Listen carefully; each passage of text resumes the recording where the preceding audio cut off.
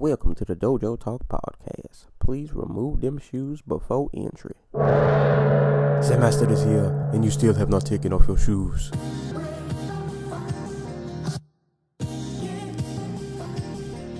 Yeah.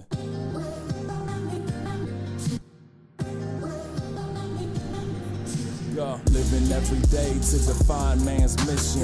Looking to the sky for divine transmission. Deaf man's vision makes the blind man listen. Eyes on the prize, this is blind ambition. Thank you. Welcome to another edition of the Dojo Talk Podcast. I'm your host, Serial Sensei. We are on episode number 45. It is September the 10th. Day after UFC 215. I'm back with my co-host Anti-Cool. What's going on, man? Nothing. I'm in a joyous mood. It was a good weekend for combat sports. So I'm happy, I guess. Yeah, last night was pretty awesome. I did not get a lot of sleep, but it was well worth it. We're recording this at like a little past 9 a.m. in the morning.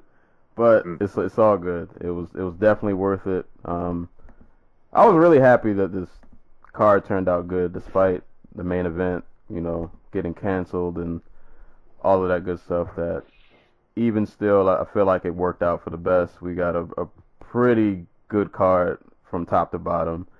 So yeah, I don't really have any random rambling. So I guess we will just jump right into it. So main event.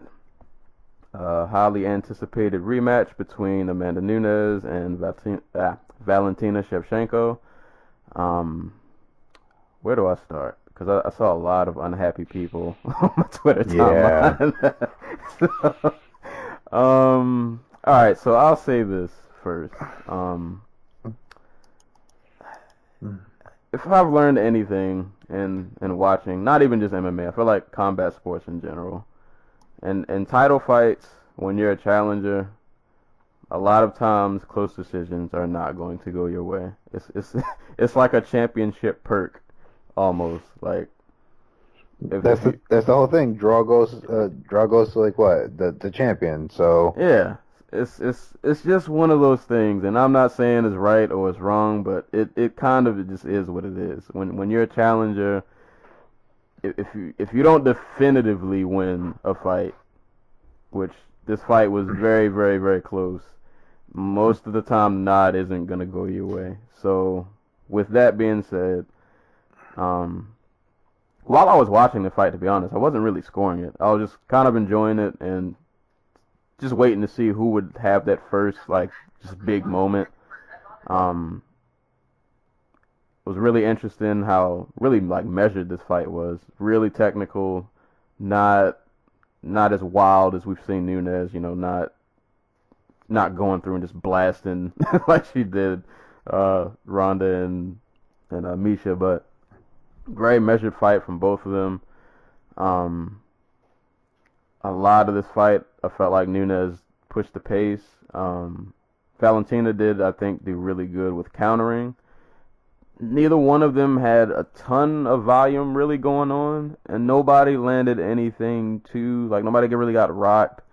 Shevchenko did land some pretty clean shots, but Nunes pushed the pace a lot more, worked the leg kicks a lot more, and then started to work the grappling toward the latter half of the fight.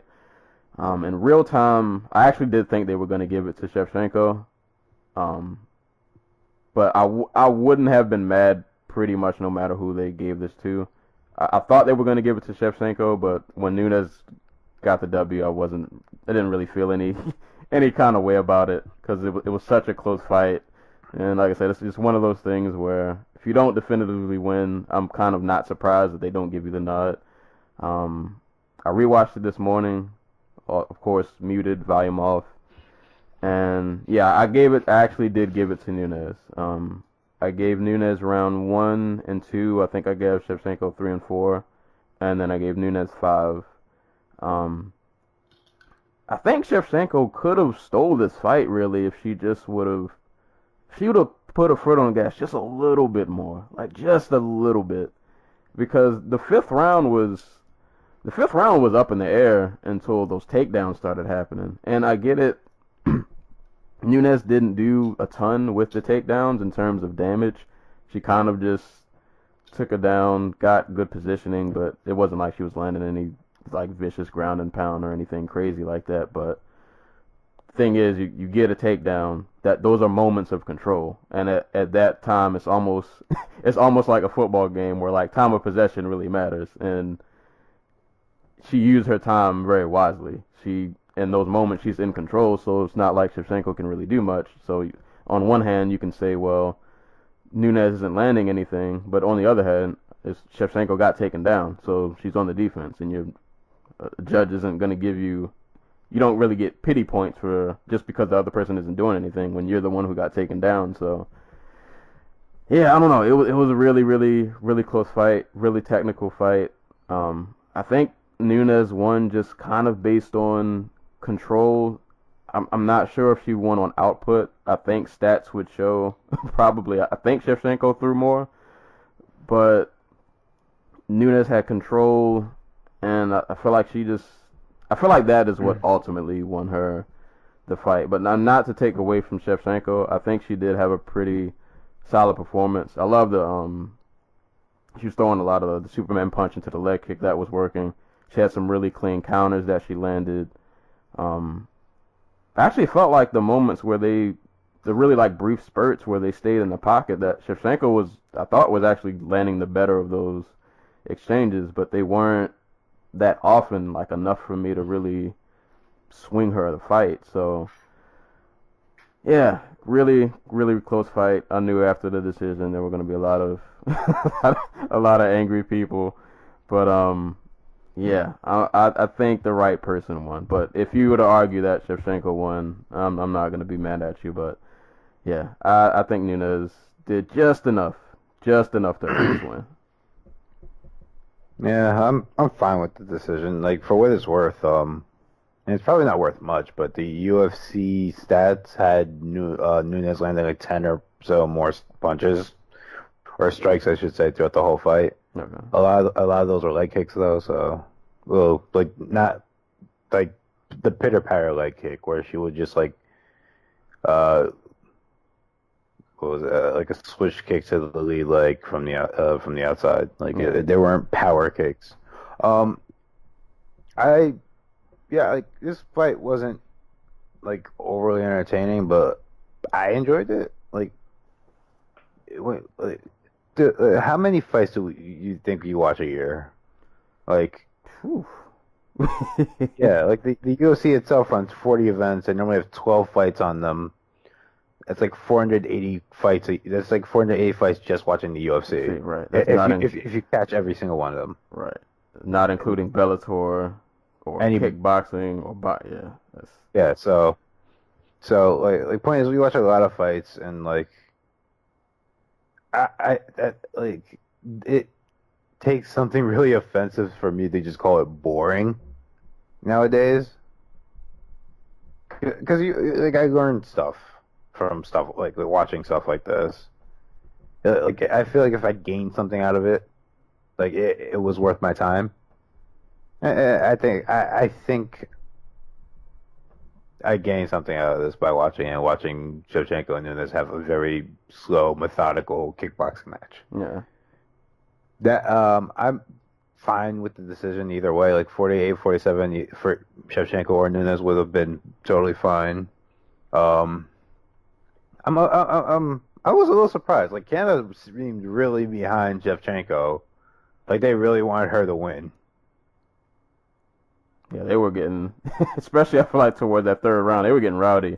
Yeah, like I'm not sure if that's because the fight was bad and they were just booing Nunes, or Shevchenko was just like really popular there, and I had no idea. But like they seemed to be in Shevchenko's corner. It was really weird because like there'd be loud long stretches of boos, and then like they'd flip on an instant when something happened, and then they cheer for like a few 10 seconds, and then they go back to booing. I feel like it was one of those things where they were waiting for Nunes to draw blood, and like that moment just didn't come, so they just switched to the challenger. Like, well, maybe she'll put it away, and yeah, that moment just Yeah. I guess never happened. I will say Nunes changing up her style to do this was kind of like the inverse Woodley Thompson fight, I want to say, where you had the power striker, like the power striker who started off as like a wrestle top control type person, Right. come forward, as opposed to like Woodley who fought the whole fight on the back foot, but come forward, pressure, throw like power, like low power strikes. Like that's what this fight reminded me. Like it's like Woodley trying to conserve energy and not giving it his all. So by the end of the fight, we all feel like they could have done more. Yeah.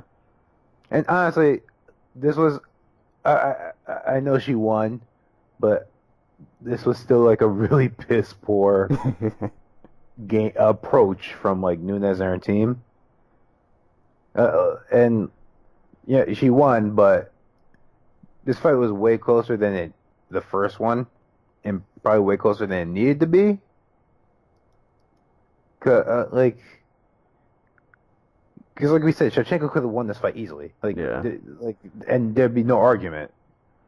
I mean, not no argument, obviously, but like there'd be no controversy. Like, I don't think it's controversial that Nunes won this fight. I don't think it's controversial if he scored it for Shevchenko, and she's lucky that Shevchenko is. I don't want to say lucky, but like Shevchenko is smaller and she's a low volume counter puncher who doesn't have a lot of power. But she like, is it me or is just like when these kickboxers get to high levels of like MMA, like their volume just kind of shuts down. Like we saw it with Wonder Boy. I'm trying to think of somebody else we've seen it with. Like we've seen it from times from like guys like freaking Musasi, or like he just cruises, kind of. Is not the same as like Wonder Boy and like Shevchenko, but like there's just like never this urgency because they feel like they're in control. I think it's probably part that and part, you don't want to rush in on Nunes, and it just takes one clean shot. Like I get probably that, out. But if their plan was to repeat the first fight so that they could win rounds 3, 4, and 5, or even like potentially put her away, you're not gonna do that by like not initiating or just like waiting on Nunes. Like she wasn't even doing things to try to draw out the counter. Like she wasn't putting the jab out there.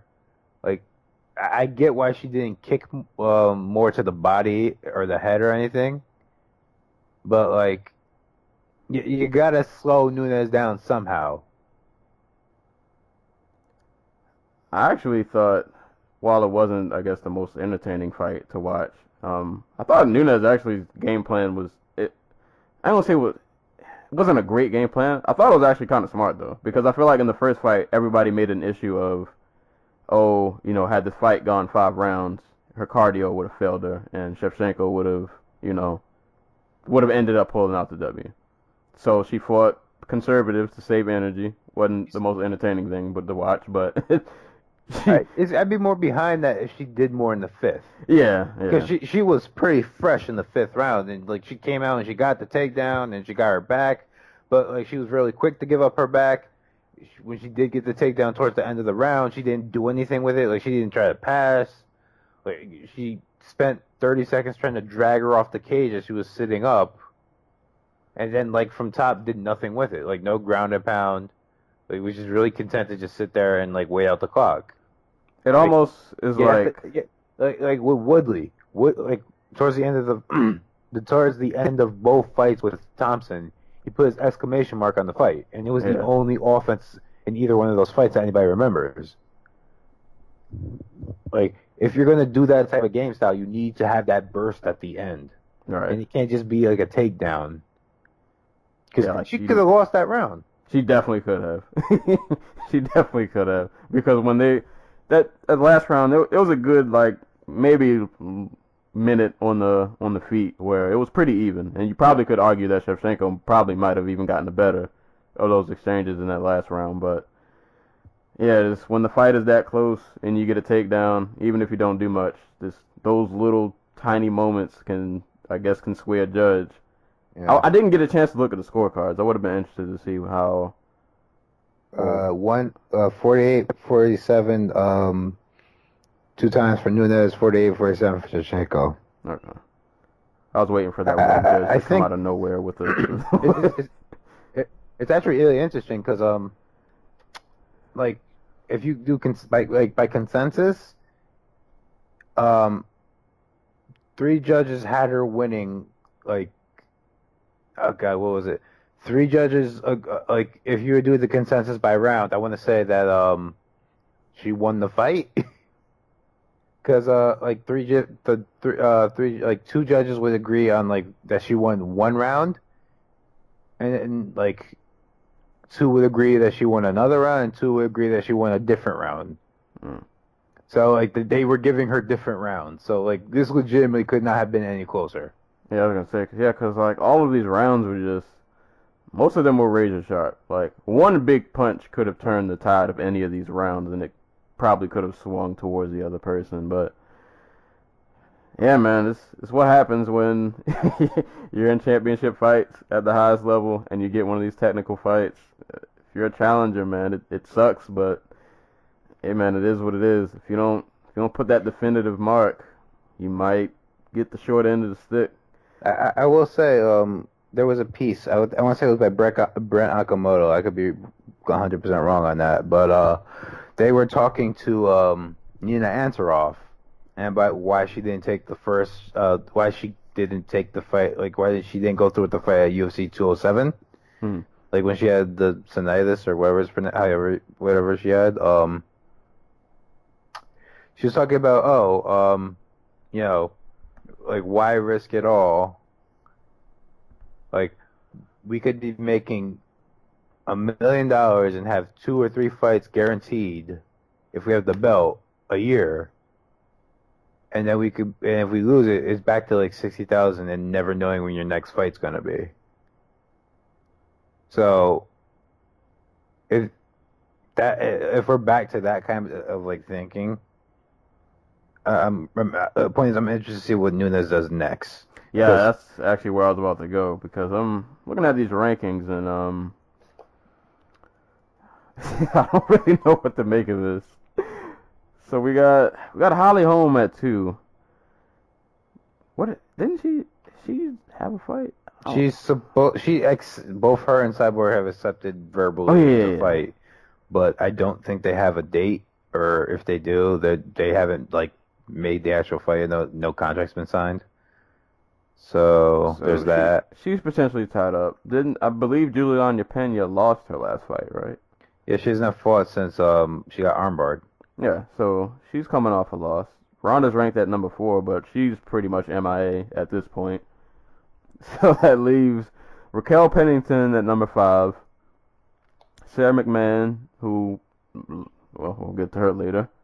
And then you got Zingano at 7. Who should fight. Like, if she gets a win in her next fight, like, why not? You know? Yeah. If she has a win over the champion, that's something that you can sell. Jermaine Duranami, I mean, she technically was the first women's featherweight championship. I don't think the UFC wants to give her the title because she refused to fight Cyborg. But, like, if that's a rematch, it wasn't a competitive fight the first time. It's a rematch. UFC likes rematches. This Carmouche is MIA. But like the thing with women's bantamweight is it's like flyweight, where there are fresh matchups to be made if you do the booking right. You feel me? Like, yeah, Caitlin Vera, she's right there. Yeah, and she's at 13, but like realistically, she'll be number 6 or 7 or 5. She should be 5, or because Pennington should move up and freaking Ronda should drop off because she's not here anymore. Yeah. So, but Next for Nunes, if nothing happens in the incoming months, is probably Raquel Pennington, which I'm down with, because Rocky's awesome. We'll see. I'm interested to see how that goes. As for Shevchenko, just go to 125, man. Let's get this Joanna fight.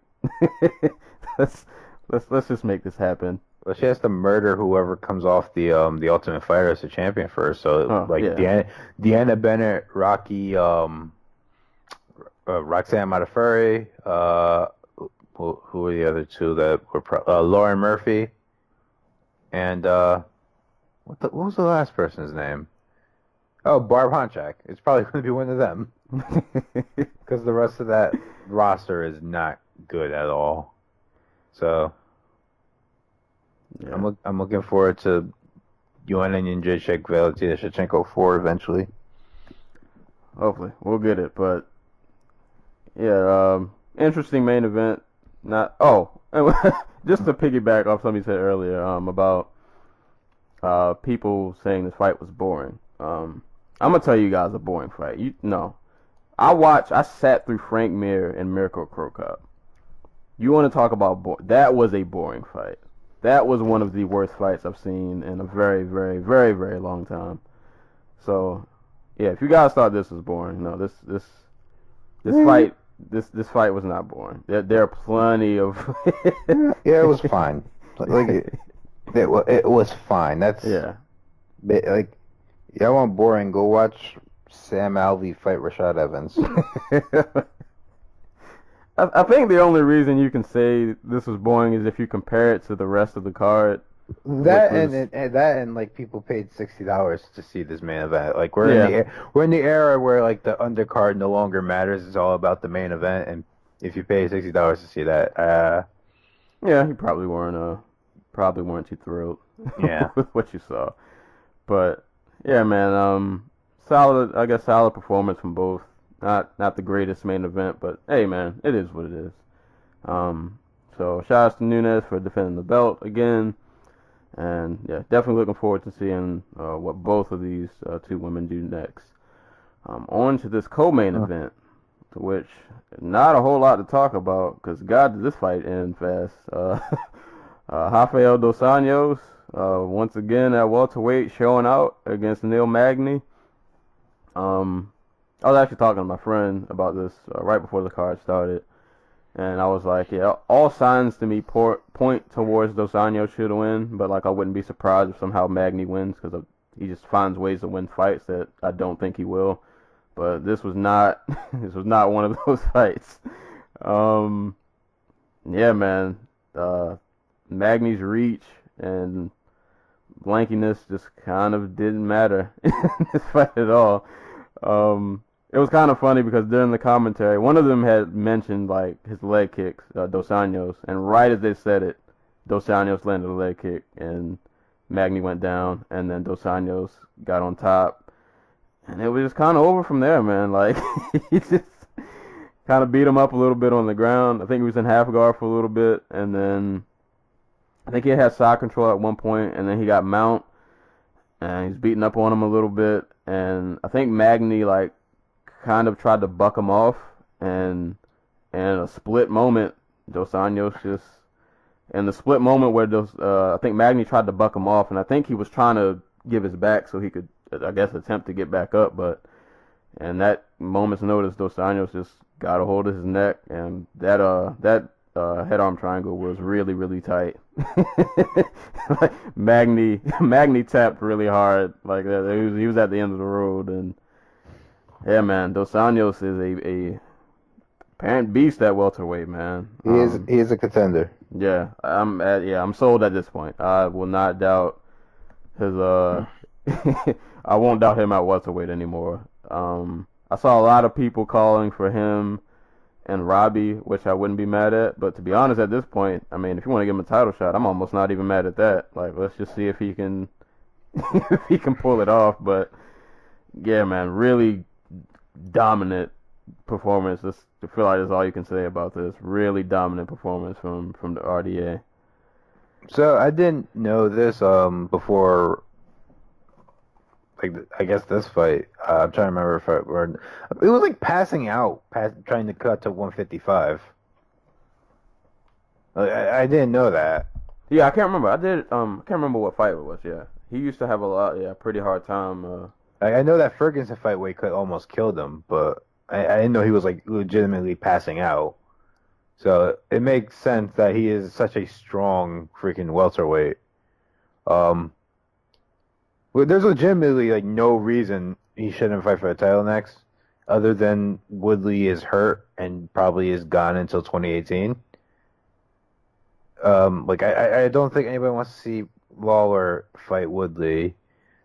If there's a decent chance Thompson beats Masvidal and takes him out of contention again. No one wants to see a Maya rematch, even if he does like neck crank Colby Covington into like obscurity. And Santiago Ponzinibbio is still like a fight or two away. So if Woodley can fight in December, I'd say make this RDA fight, because I think RDA is like the most interesting challenge for him besides like Masvidal. And RDA is going to be a guy who brings the fight to him. Like, he's a pressure fighter by nature. And he'll come forward and like put it on Woodley and force him to engage. So that'll be fun. Yeah. Yeah, man. This dude's been we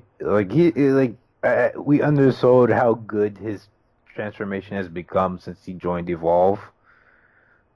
Like night and day, man. The dude, like, he's gotten like 3 levels better. Like, he's completely transformed into something else.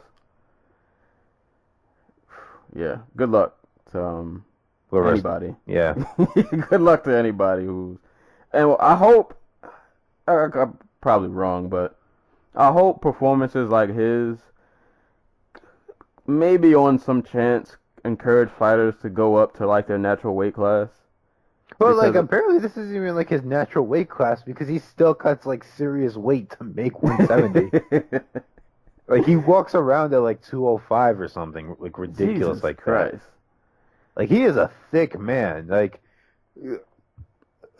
I don't know. I know you can't ever discount steroids or whatever, but like, this is a dude who was literally like a pudge ball at 155 when he first made his debut, who lifted no weights whatsoever. So just like, this is a testimony. Like, this is a testament to like a good strength and conditioning program as well. So, yeah, man.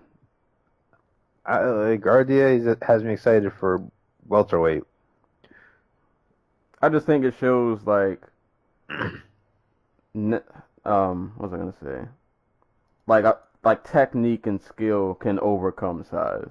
Yeah. And I think he's a prime example of that, because even as him being as, thick as he is at welterweight, there's still people that are probably pretty bigger than him. I mean, like, Magny has like a 6-inch height advantage. Right.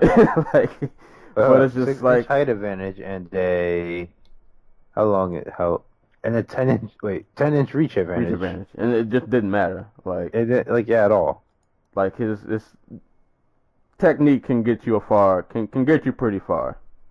So, yeah, man. Good luck to anybody going against him at welterweight. I would love to see him and Cerrone if they ever. Oh no, they fought already. They fought twice. Yeah, never mind. Okay, we don't need. I forgot. Yeah, we don't need to see that again. I don't think Donald wants that again. I forgot that happened. Yeah, but yeah, I say give the man a title shot at this point. Let's just throw it up there, see if he can bring that belt, and just like that. This actually reminds me, this fight.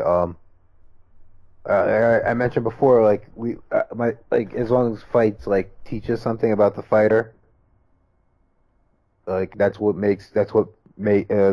teaches us something about the fighter, or like MMA in general. That's what makes me happy. I think that's why I like this card so much. Like, there were fights with legit implications in weight in their respective divisions, like this fight, obviously. Cejudo Hayes, Latifi Pedro, Vieira McMahon, to a lesser extent, Glenn Tucker, and I guess Stevens, Melendez, but like those fights have weight in their respective divisions. Not just because they're like it's a ranking thing, but it's a prospect versus veteran thing. It's a journeyman versus journeyman thing, or like gatekeeper versus gatekeeper thing. So that's what really made me happy about this card. Yeah, there was a lot to. Oh my lord, I'm looking at Dos Anjos' record. Dude, his resume, like his resume is so legit. Like when he fought Eddie Alvarez, I was already calling him like probably the best lightweight ever, because his resume is fucking thick. So like you got Ben starting. All right, so even at the lower end of people, so you got like Terry Adams, Sideropoulos, Kamal Shalarus, and Kawani, Mark Bocek, but then you got Evan Dunham, Cerrone, Bendo, which he dominated, Diaz, which he dominated, Pettis, which he dominated, Cerrone, he dominated. Yeah, then he lost to Eddie and Ferguson, then Safadine, then Magny. Yeah, like, you probably could make an argument. He might be the GOAT lightweight, even though he's not even a lightweight anymore. Dude, like, if he had Cordero in his corner when he fought Ferguson, I honestly think he probably would have won that fight. If you live, work, go to school, like Cordero would have never let him take a step backwards. Props to Ferguson for oh hell yeah for beating RDA. Like, yeah, man. But yeah, RDA, that's a scary man. Potential. What would he be? 5th UFC 2 division champion? I see Connor, BJ. Who else? Connor, BJ. Names on the tip. Randy Couture. Oh yeah, Couture had 205 and heavyweight. I don't think anyone else did it. Unless I'm missing somebody. I know it was just 3, so he'd be the 4th. Okay. Still, that's really, really, it's really, really good company. Yeah, he'd be the first Brazilian to do it. So, history. Yeah, so, shout out to him. Dominant performance. Oh, Lord, yes. Speaking of dominant performances, my God, this next fight. Oh, man. I'm so glad that this was a main card fight and the world got to see this performance.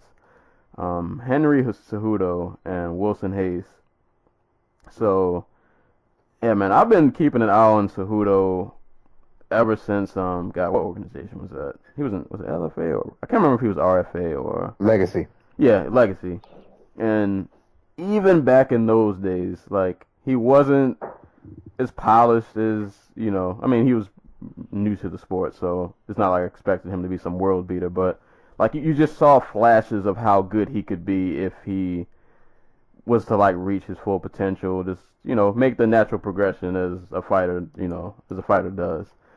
And God, man, like, if you look at him just like a year ago and you look at what we got yesterday, this dude has just...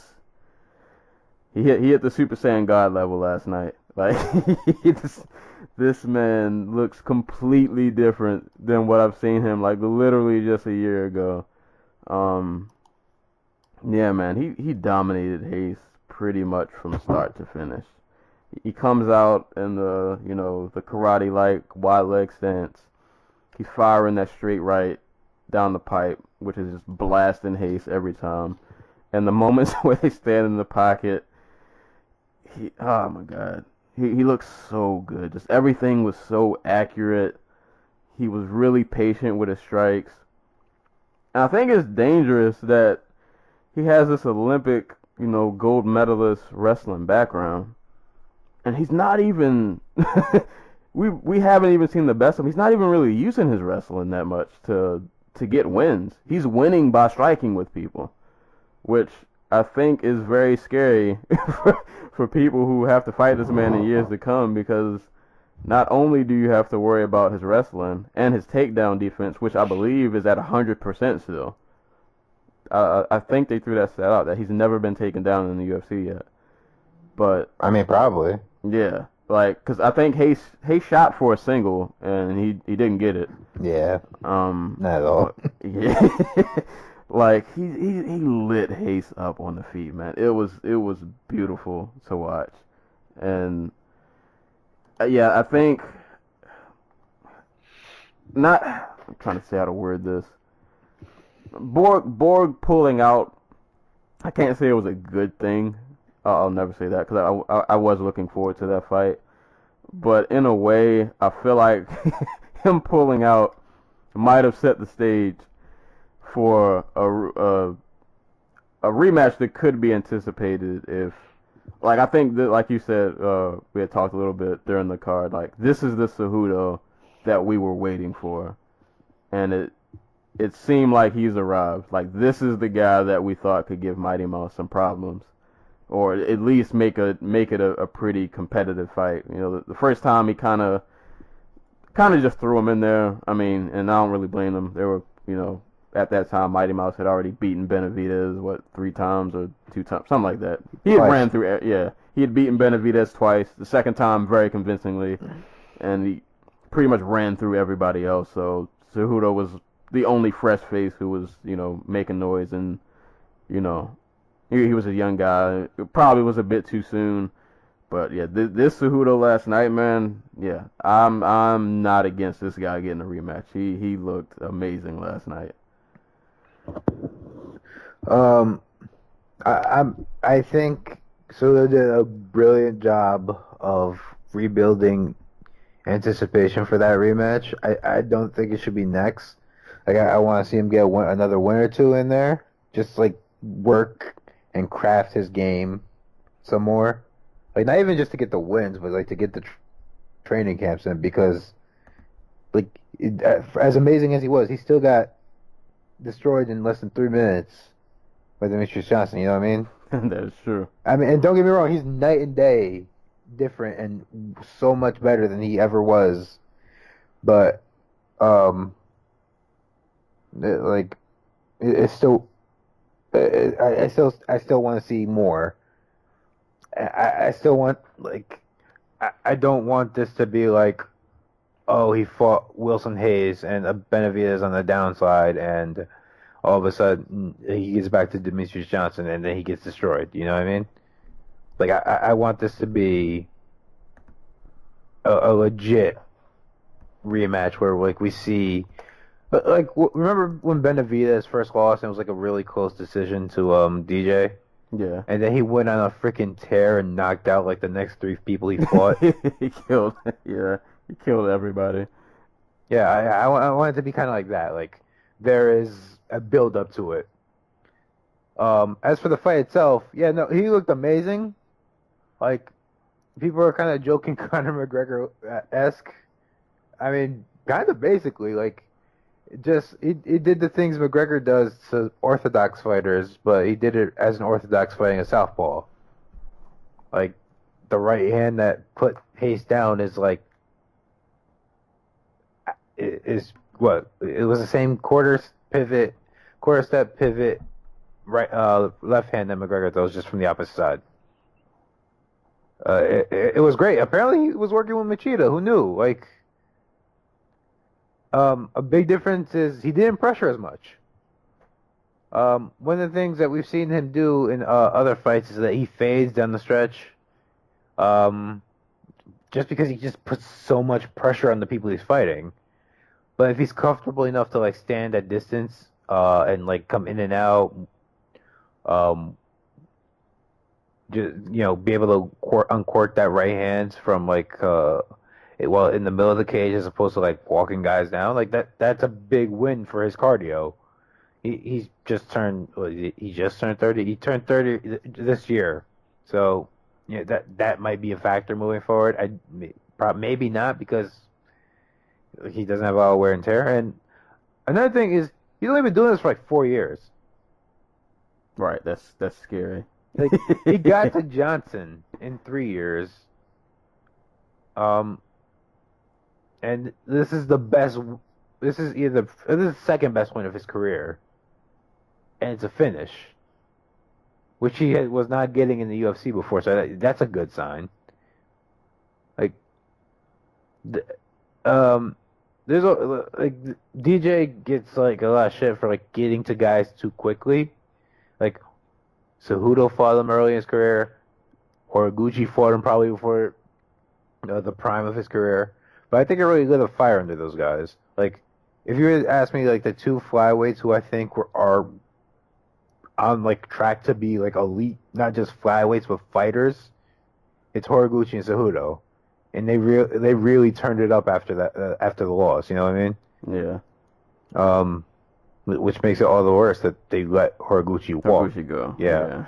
But, like, for Cejudo, he is finally clicking, and it's finally getting into him that he has to take this shit seriously if he wants to be an elite fighter. And he's taking all the steps necessary to do it. Like, I'd love to see him rematch Benavidez. To be, like, honest with you, like, I don't know when Benavidez will be back. Probably not until, like, he tore his ACL in May, so he probably won't be back till, like, April, May of next year.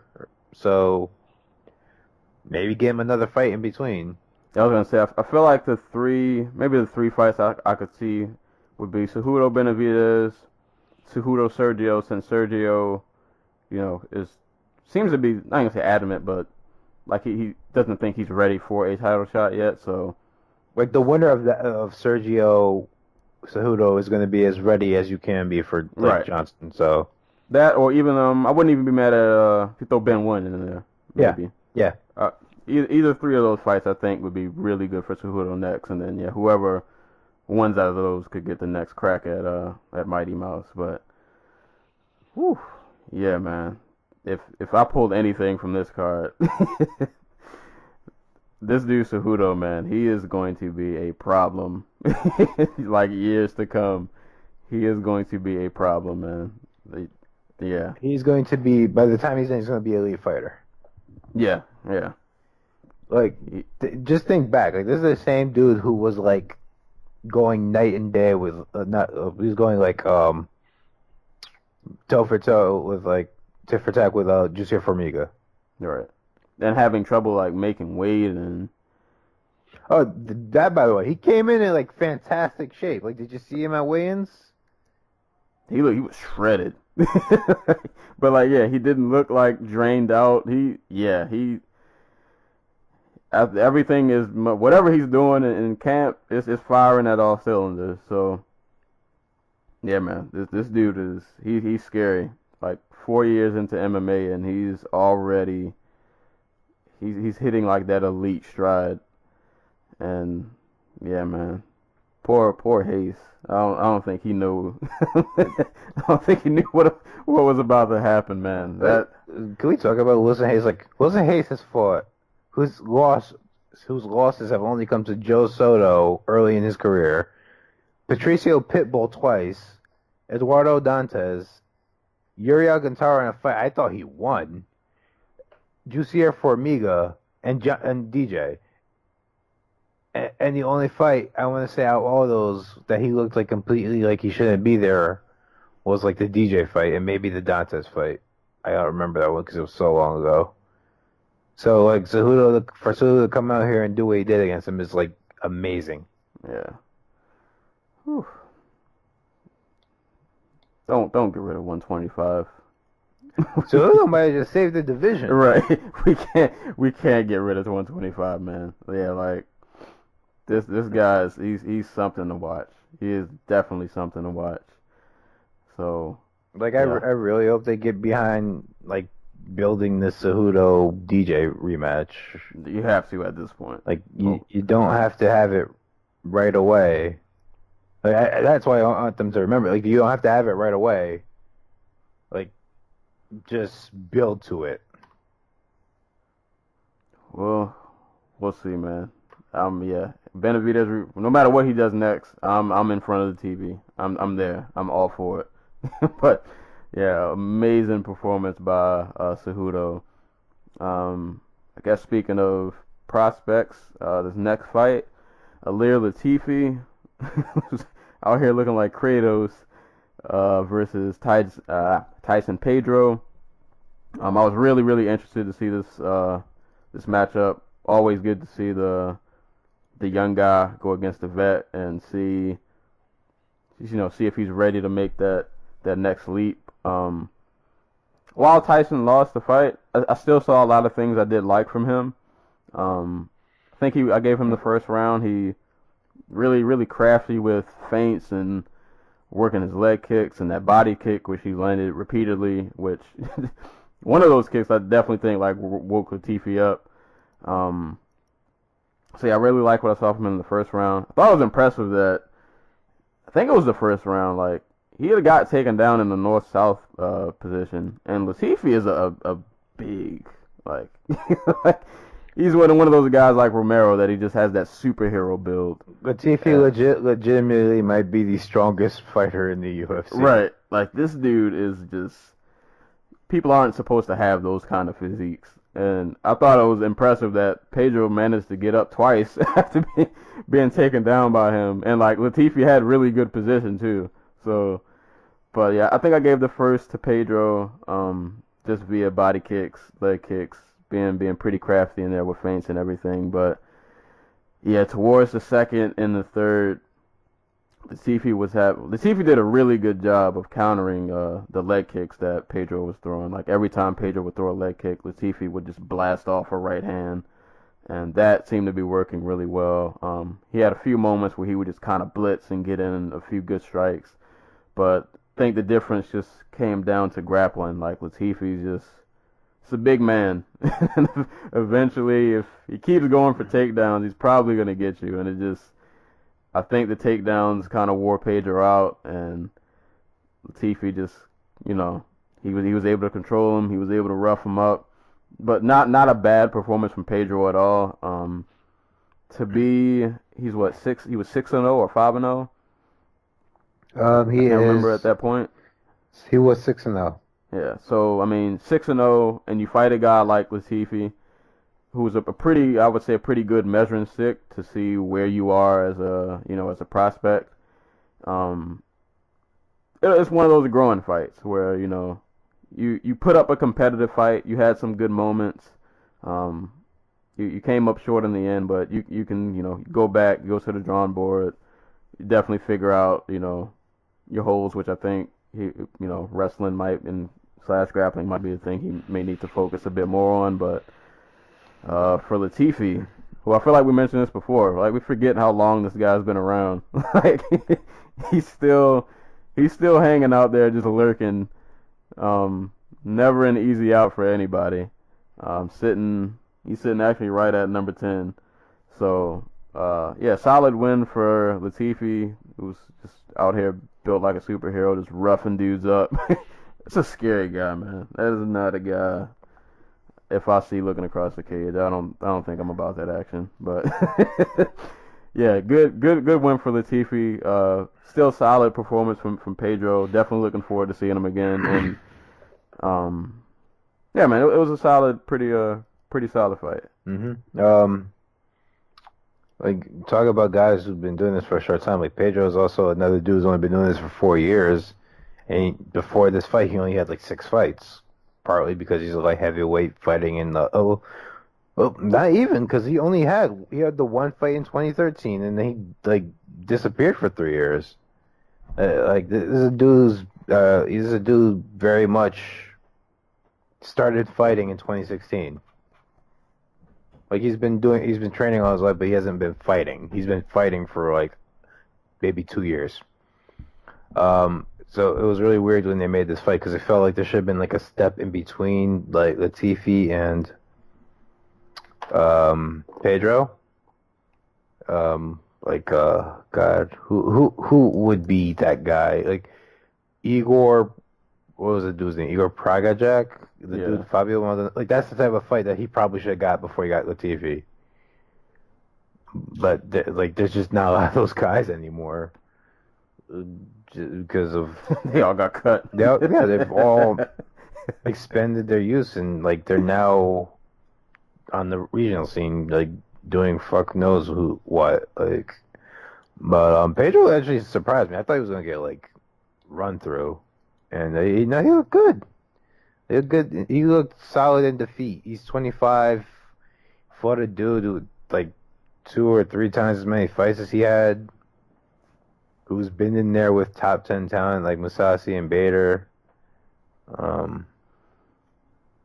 who realistically was a stylist and nightmare for him because I don't know what type of wrestling training he's getting out there in Australia, and he's kind of like a lanky dude to begin with, so I'm figuring like his wrestling is not great, but he looked good, like in defeat. Latifi just put in like a veteran's day of work. Yeah, I think once after that first round, it was kind of another day at the office. Yeah, I mean, he definitely had to work for it though. Not to undersell that, but yeah, I like some of the stuff that Pedro was doing with like the funky body kicks and stuff. There's not really a lot to say there except like light heavyweight is where they throw dudes into the deep end really quick, because Pedro had only fought like in the UFC twice, right? Like he debuted against Khalil Roundtree, and then he beat Paul Craig, and then he was fighting Ilir Latifi, and that's a ridiculous jump. right. It's like you're going from like top 30 to like, it's really weird looking at these rankings because Latifi's in like this weird spot where like he never really gets like that big win, but he's good enough to turn away like somebody that's not elite. Like he probably wins those fights 9 times out of 10. He's just consistent. Like he's you know what you're gonna get with Latifi. He's gonna throw bombs, and if he feels like he can't knock you out, he's gonna take you down. Like he's a powerhouse fighter. So if you're an elite fighter, you know how to deal with that. And if you're not, like if you can wrestle and stuff and strike, and if you're not, you get sent to the wasteland. Yeah. So, yeah, solid win for Latifi. Definitely looking forward to seeing Pedro again. It's 205 division. Just looking at these rankings, my God, we got Little Nog. I saw his name yesterday. I was like, he's still ranked. I didn't even know. I just feel like I haven't seen him in so long. You got Little Nog at 11, Shogun number 6. Oh God, this division, boy, this is strange. 205, man. What's going on? 1, 2, 3, 4, 5, 6, 7, 8, 9, 10, 11, 12. So there are. Hold on, I don't see a number here. I don't know how many light heavyweights there are in the UFC, but there are 12 with less than one fight or less. Wow. Yeah. Oh man, yeah, that's it's the state of 205. It's just Save us, Gogansaki. right. Please. Oh, isn't his fight soon, right? I feel like he's 2 weeks. His fight's not. Yeah. Please, I forgot who he's fighting, but my God, to put on the show, man. Just go and light somebody up. He's fighting Enrique de Silva. Yeah. Do work. Please do work. We need you. We need anybody at this point. But yeah, good winner for Latifi. But definitely looking forward to seeing Pedro again. The last fight on the main card, which actually got bumped up from the preliminary since the Mighty Mouse fight got canceled. Jeremy Stevens and Gilbert Melendez. Oh Lord. From a fan's perspective, oh God, this fight really hurt. This fight hurt a lot. Barboza ruined Melendez.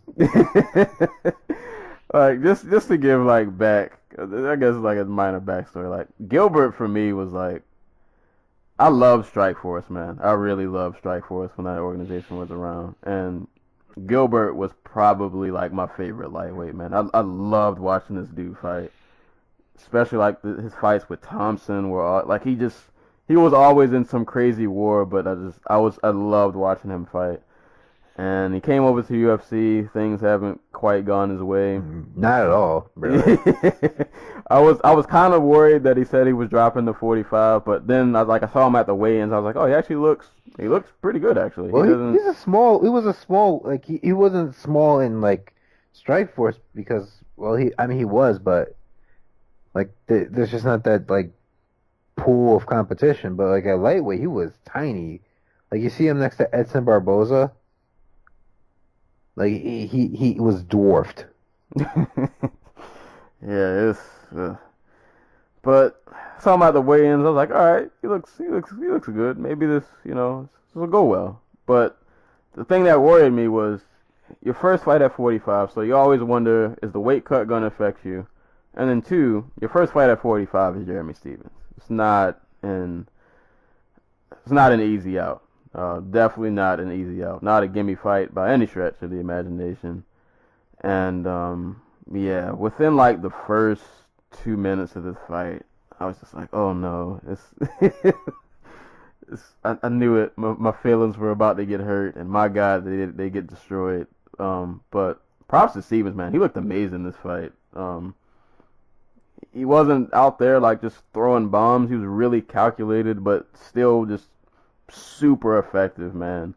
And a really great job on his part of mixing up strikes, man. You had jabs, hooks, uppercuts, leg kicks. Like he was throwing everything from every angle.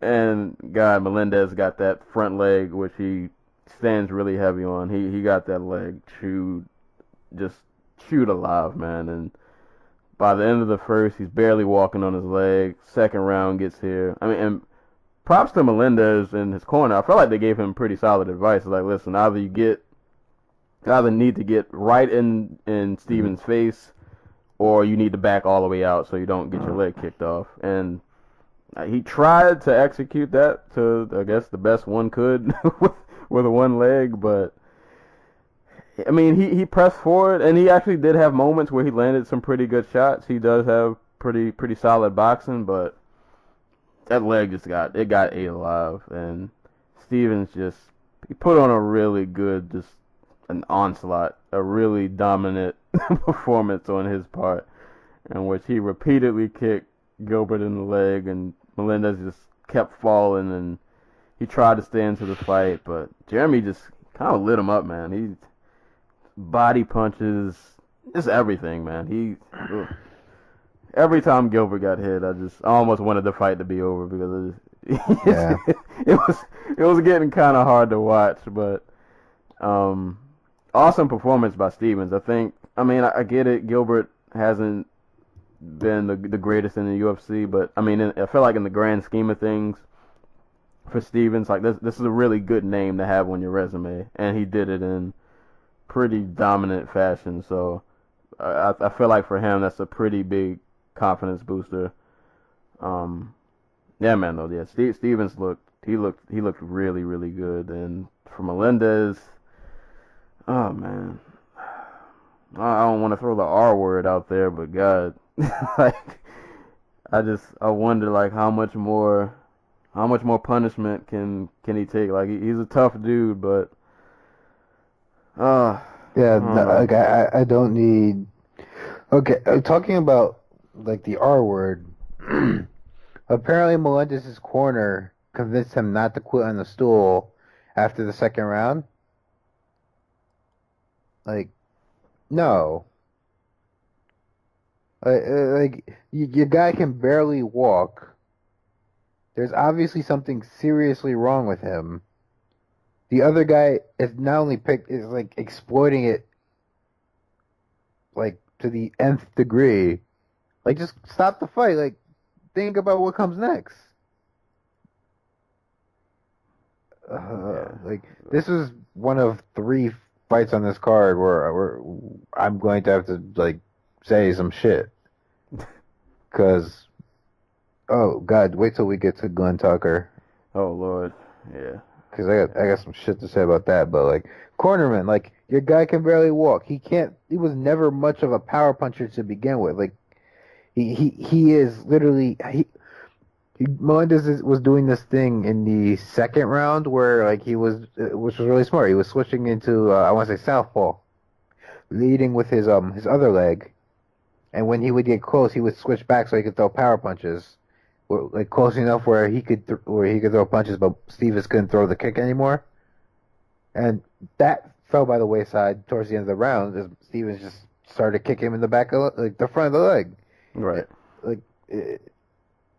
There was just nothing Melendez. It just wasn't going to be Melendez's night. I don't think we mentioned it. It only took like 2 or 3 before like it became perfectly clear Melendez was just not going to be able to stop them. Yeah. Like I think on the 3rd or 4th one he just went down. But yeah, no, like stop the fight. Like Melendez might have a career yet at 145. Chalk this up as he ate a bad kick early, and we just couldn't do anything about it. It was just a bad night for him. But no, they went through with it, and now he might have permanent leg damage. Like, no, I don't say because now if he comes back, everybody's looking at that footage, and now the game plan is just all right. We're gonna chew the leg up because he just doesn't check leg kicks like. Yeah, that was hard to watch. But yeah, well, I mean, like, let's talk about Stevens' resume really quick, because it's like this weird thing where he looks good in hindsight, out of context, and in context, because I still think all his wins are pretty good. But like, he has Melendez, Renan Barão, Dennis Bermudez, Darren Elkins, and RDA on his record.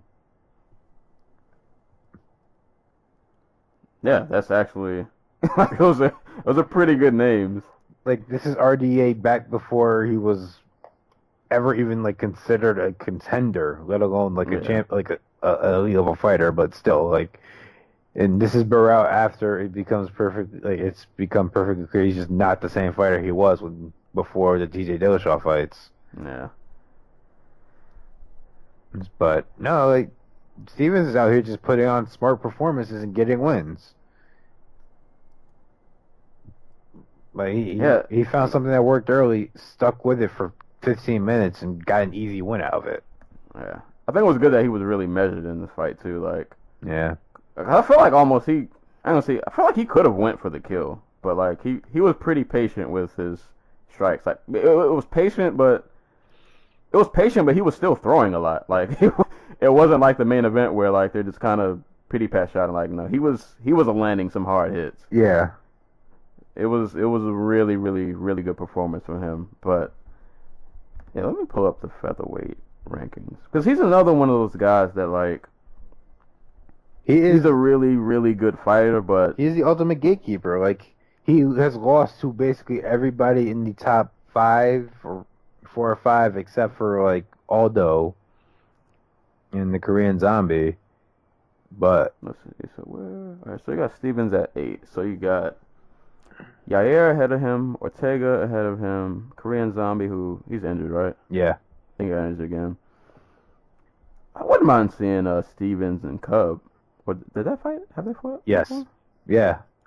That's the fight where Swanson won. I want to say he won 48-47, but Stevens broke his hand in like the first round or something. Because I feel like Stevens against like Cub or even Ortega, wouldn't be mad at those. And I think those are winnable fights for him. I mean, like I said, like Stevens might have won the first Swanson fight if he didn't break his hand. So I'd be down with that rematch, like just for fun. But I think Swanson has his heart set on a title fight, so maybe he looks for somebody a little further up the ladder. I mean, it's not so many people ahead of him. But yeah, featherweights, that's nasty division. Yeah, really nasty division. But yeah, good win for Stevens. Interested to see what matchups he gets next because he's just kind of in that weird spot where like he'll turn away someone not as experienced, but it's just like when he's trying to crack that elite level, he just falls short. But I don't know, man. He might have maybe he's turned the corner. He looked really good, like I said, not out there winging punches, not gassing himself out. Fought really measured but still effective. So I don't know. Maybe he's turned the corner, and the next time we see him against a top 3, top 5 guy, maybe he gets it done. But yeah, really, really good performance from him. And for Melendez, man. You know what fight I'd like to see? I'd like to see Stevens versus Jason Knight. That'll be a fun bloody fight. I would probably pick Stevens in that though. Yeah. I think veteran status would just kind of take over, but that would definitely be a nice fan friendly just bleed fight. Yeah, man, for Melendez, get some ice on that leg, bro, and yeah. Really think about what comes next. Yeah, because unfortunately at featherweight, it doesn't get easier.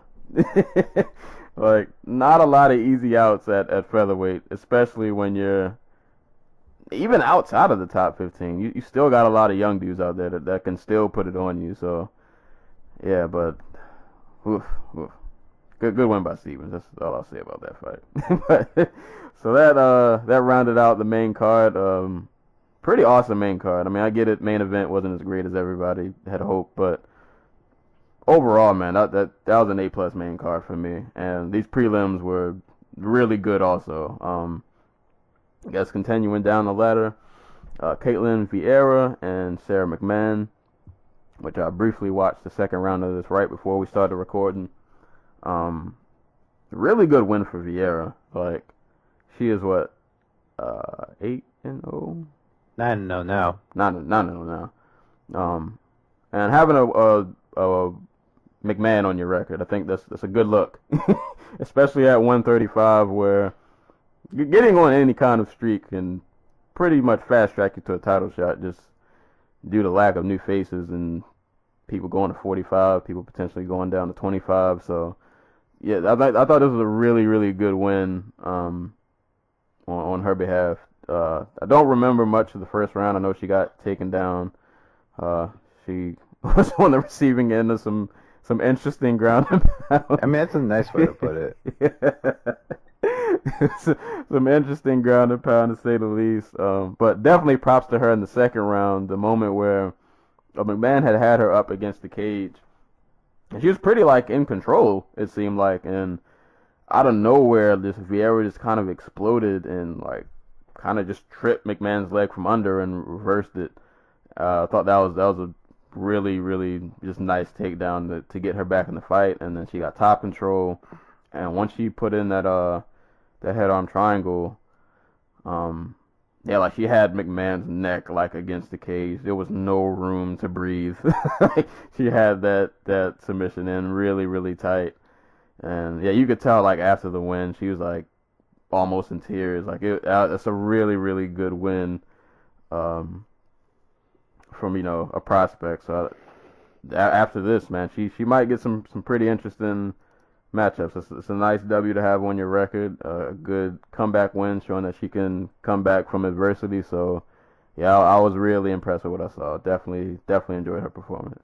So really quick, it's a damn shame this fight didn't get performance of the night. Not because RDA and Cejudo weren't deserving. I don't think the Stevens-Melendez fight really warranted fight of the night. Yeah, I'm looking at it, yeah. I really preferred they just gave out 4 different performance of the night bonuses. But I say this because the people who won the performance and all the bonuses for tonight were on the main card, when the people on the prelims are probably the people who need it the most. And with Caitlin Vieira, a 25-year-old from training with the Pitbull brothers, who literally has only been doing this since 2014, 50 G's, that buys her a whole nother level of training. All right. That's somebody you want getting good, because she's going to be a top 5 fighter now. Or her next fight's going to be a top 5 fight. So, I wish there was a little bit more forethought into who gets these bonuses. Hopefully she gets a discretionary bonus, and But like for some of these people, that's life-changing money.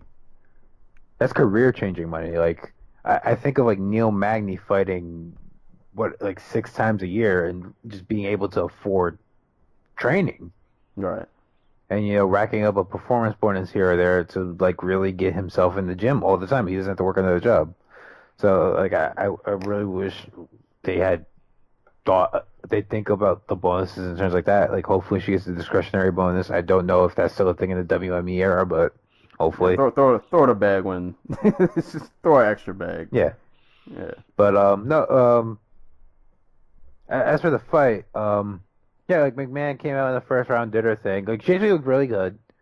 In terms of grappling, like she passed Vieira's guard, got all the way to the mount, which if you remember McMahon's fights with like Shayna Baszler, Hitomi Akano, not a lot of that.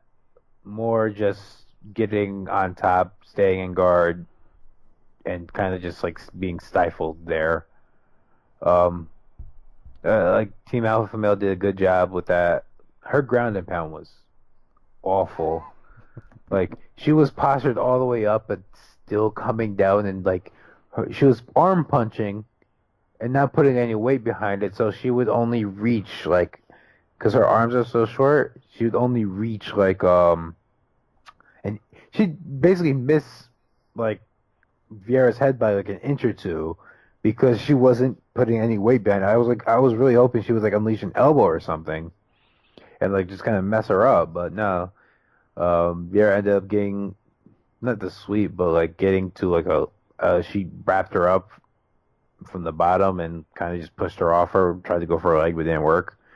In the second round, like you said, like, I don't think McMahon's has ever gotten used to being on her back. Like we learned that in the Tate fight, where she literally couldn't get up after getting taken down. Like Tate just stalled her out for 2 rounds from the top, or outworked her from the top. But like the arm triangle that Vieira hit on McMahon was tight as crap. But there's no reason it should have been that tight because Vieira was on the wrong side. She did a crossbody arm triangle from half guard. It just seemed like McMahon made no effort to like try to get her arm to the other side of her head or telephone her to, like her arm so that she'd be able to create some space to turn in. I don't even think she tried to turn in. She tried to get Vieira on the fence so that she couldn't jump to the other side of her body, but it didn't matter because she just gave up all that space and she was able to get real tight. A big win for Vieira though. Like her wins are coming easier and easier, and that's a good sign. Like she had a close fight with Kelly Fashholtz, had a definitive decision against Ashley Evans Smith, and then in her biggest fight to date submits the number one woman, not the number one on her resume, I should say, like the number 6 woman in the division. And like I said, she's only 25, so she's gonna be around for a while. And she probably is gonna leapfrog a few people in terms of rankings. As she should. Yeah, and no reason why she shouldn't, because most of these people are either like kind of inactive or that the bottom half of bantamweight is just kind of weird. It's really strange. Like Kat Zingano, Liz Carmouche, Rocky Pennington, like these women just like have disappeared. I don't get why. Yeah, it's strange times. But you know what would be a good fight? Renault versus Vieira. Renault's coming off a big win. Was it last week or? Yeah, last week. A couple weeks ago. So that'd be a solid fight for her. Yeah, and Renault would look pretty good in that fight. So yeah, that would be another good fight against a good vet to kind of see if she can pull off a win like that again. But yeah, definitely a good win for her. A great name to have on your resume. So yeah, props to Vieira. Definitely looking forward to seeing her again. This next fight, do I remember this? Sarah Morris, or I hope I'm saying that right. Morris versus Ashley Evans Smith. Really all I remember from this fight is Evan Smith, I feel like played in the guard just too much.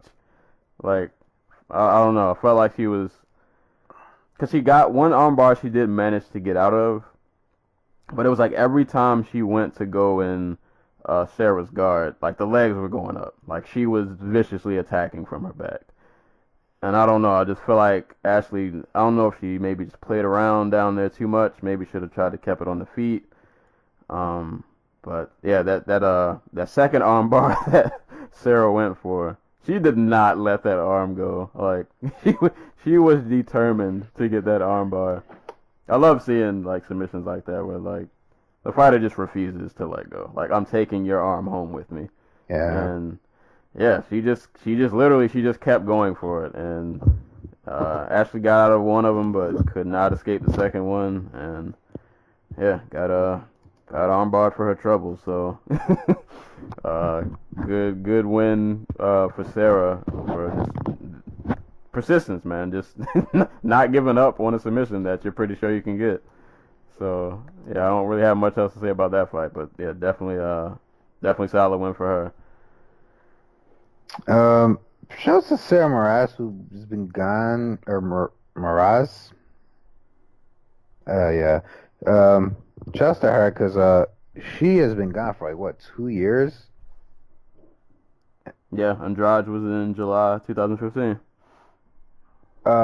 Yeah. So like, yeah, she's been gone for a long time. She got shot. Like, I don't remember. It's like she got really shot on during that tough season she was on. Like, who was it? I want to say by Dana White. Like, Dana was just like constantly putting her down and like questioning her as a fighter. Yeah, that was tough. 18.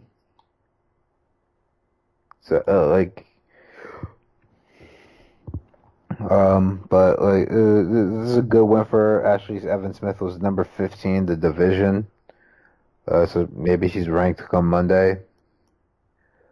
Actually, Evan Smith, man, a woman with like all like some of the best wrestling credentials in MMA.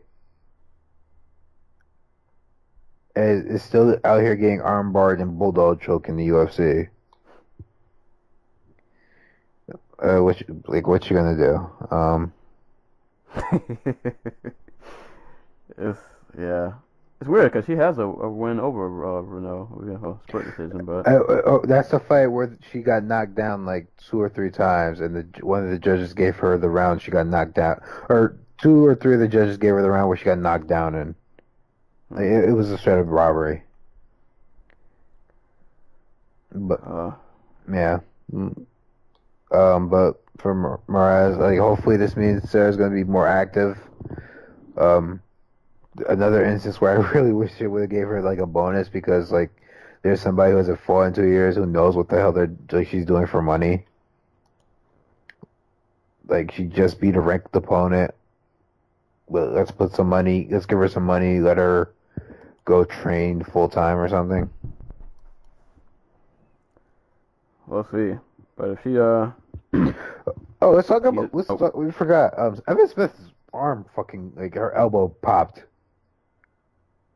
Oh yeah, it did. It did. I forgot. It definitely did. Yeah, like it looked bad. Like, it was bent. Like, yeah, no, it was like all the way back. And then in the post-fight interview, she's like, who was interviewing? Was it DC or was it Anik? Who was like, I think you broke her arm. And she's like, I hope I did. Like, Canada, what's up with your psychopaths? Hey, man. Something in the water over there. They're building a different breed of humans over there. You guys already got Rory out here killing people. Rory's definitely murdered somebody just to see. Oh yeah. Rory's got at least 2 bodies hidden somewhere in some body of water that nobody knows about. But yeah, man. Props to Sarah. Just keep going for arm bars. Apparently that's, I don't know, it's looking like that's your thing, but Oh god. All right. So this next fight.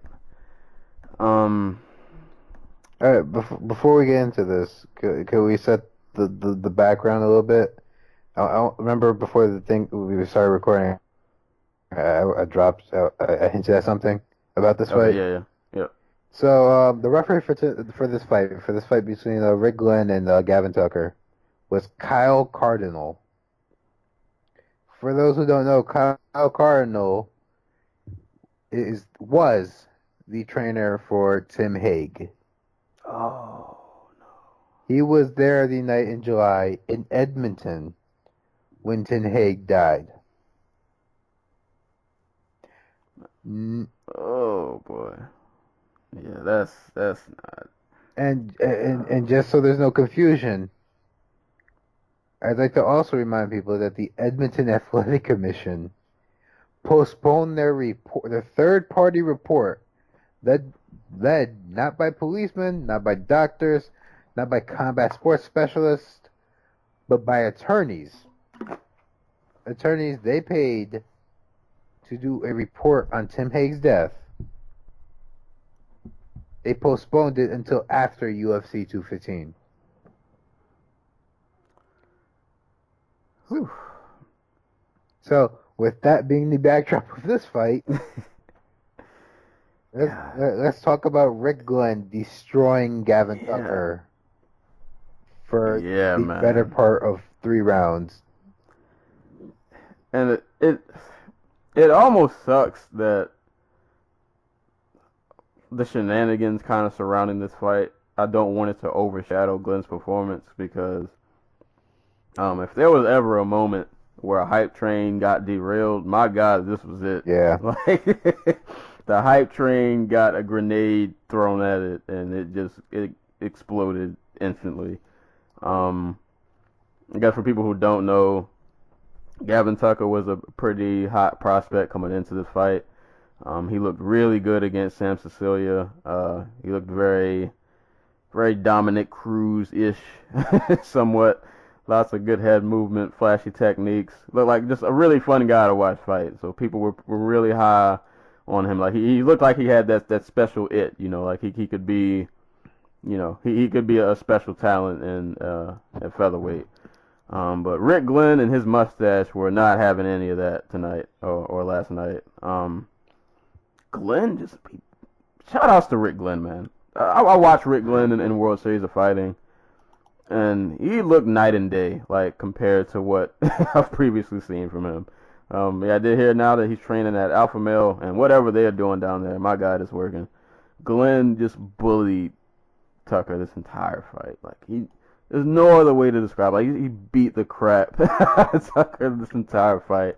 Like, constant pressure, constantly in his face, constantly throwing strikes, roughing him up against the cage, taking him down, just ground and pound, everything you could do, Glenn pretty much did. Like, it was an onslaught. So like round 1, I was like, oh man, Glenn looks really good out here. Like, his striking looks improved. It's still not, like the best striking, but compared to what I've seen previously, like, he's definitely made strides in his striking. He's doing good in these exchanges. He's really taking it to Tucker. Second round, it was more of the same. I'm like, man, Glenn looks really, really good. And then there was a moment towards probably like the middle of round 2 where it's kind of like it went from, oh crap, Glenn looks really good, to, oh crap, I think we should probably stop this fight. Like, it got to the point where it was so one-sided that it's like, I get it, man. We watch the sports.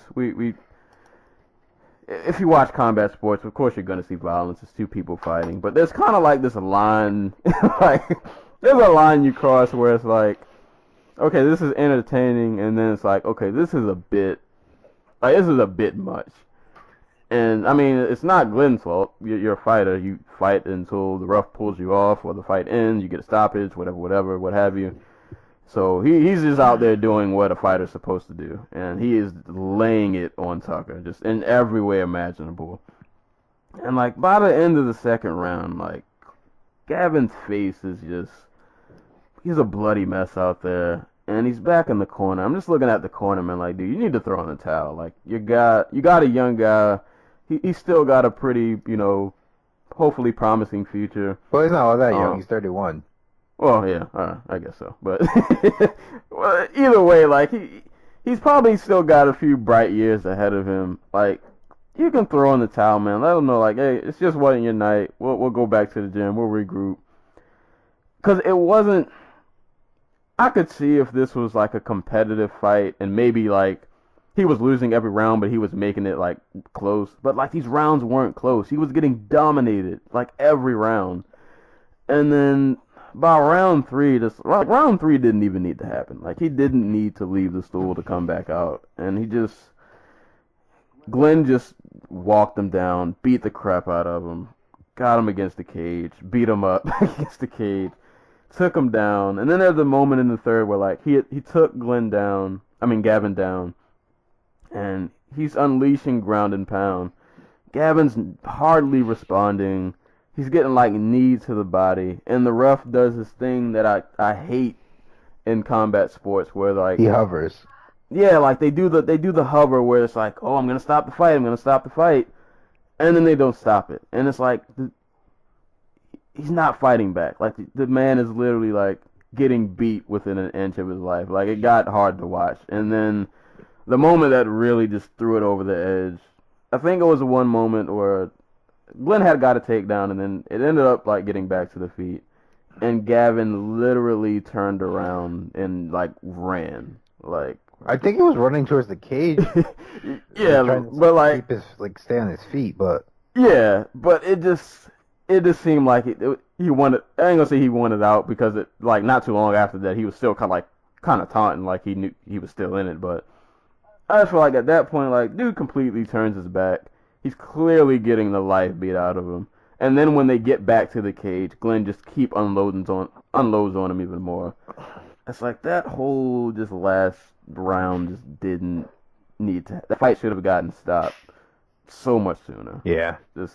But in the end, though, awesome performance from Rick Glenn. Like, you're going against a young guy who's everybody is, pretty hype about, and you take his hype train and you just throw it off the tracks. Like, you just lift it up like the Hulk, and you just throw it off the tracks. And yeah, shout outs to Rick Glenn and his mustache for literally laying a killing on Gavin Tucker. But yeah, that got hard to watch. But great performance by Rick Glenn.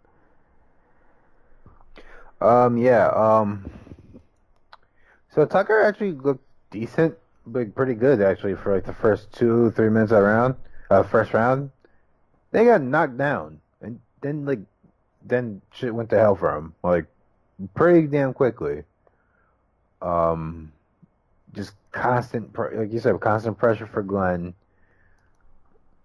Just constantly in his face, not going like spastic, not doing the John Lineker bit where like he just like bites down and throws 20 punches his way, but he was out there putting on a pace and just was coming forward like consistently, basically. Like in hindsight, this was a piss poor matchup for Tucker. Like, one fight in the UFC, 10 fights overall against a guy who's been he only been fighting since like 2011. Like, Rick Glenn's been out here for over 11 years now. He's been fighting since 2006. He's 6 foot tall, and has 2.5 times as many fights as Glenn. Sorry about the door. People are rude. And he has 2.5 times as many fights as a Tucker. Like, I don't think this was a right matchup for him if you're trying to build him up. And I don't think they were, because he's 31 and he's a featherweight, and like, you don't have that long of a leash at 31 in featherweight. And in the style that Tucker has, because he's only 5'6.5" like 5 feet 6.5 inches tall. Not a particularly long guy. His style is very cardio intensive, where he has to be in and out, in and out, in and out. And like I think Sam Cecilia was like kind of just like the perfect matchup for him. Where like Cecilia is a flat-footed boxer, not even boxer, like bomb chucker basically, where he'll plant his feet and throw, and if you're there, you're there, and if you're not, you have the counter available to you all night long. As for the refereeing job, yeah, like this fight should have been stopped after the second on the stool, or at any point before the end of the fight in the third. Like, I don't get I don't get the logic of sending him back out there. I don't get the logic of the referee allowing him to get beaten to a bloody pace just because he's flailing around the ground looking for like leg locks that are nowhere near close to being complete. And like, if people think I'm being crazy, like Kyle Cardinal got kicked off the rest of the card because he did such an atrocious job. And I don't understand how your fighter, the guy you train, dies in the ring not even 3 months ago. And it doesn't pop into your head that maybe, just maybe, I shouldn't let this other man bleed out in the damn cage. Like, I don't know where his head is at.